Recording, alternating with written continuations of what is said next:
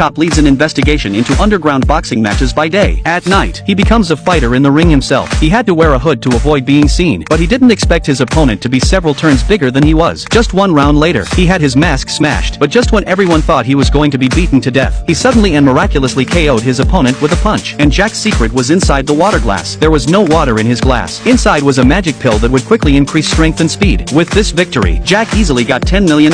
This month's mortgage was paid for, but when Tom asked him when the next race would be, Jack said there would be no next time, because he was only going to do this thing once. However, he didn't know that there was a mysterious man in the audience watching him silently. Within a few days, Tom approached again. Jack said there was no way he would go back to black boxing. Tom, however, said this time it was a regular job and it paid well. When Tom said that, Jack followed him half-heartedly. He was approached by Eddie, a famous boxer. He offered to sign Jack as a professional boxer. In that boxing match, although Jack was wearing a mask, but he recognized Jack's identity right away. And he wasn't talking about Jack's identity as a police. It was 15 years earlier than that. It turned out that Jack had been a very talented boxer in his youth. He became a famous boxing champion within a few years. He went on to bring out an equally talented pupil, and the much-anticipated fight between the master and his pupil soon began. But what should have been a great fight all round, halfway through the fight, Jack suddenly stopped swinging like a man possessed. This caused him to lose the fight. Jack dismissed for false race. He was soon forgotten, but 15 years later, Jack never thought anyone would remember him. Eddie said he knew that Jack was not a man who would easily admit defeat. He wanted to see Jack back on top, and his sincerity is all over the place. He offered Jack a signing bonus he couldn't refuse, $1 billion in cash, but it was rebuffed by Jack. He was sick and tired of living a life of fame and fortune.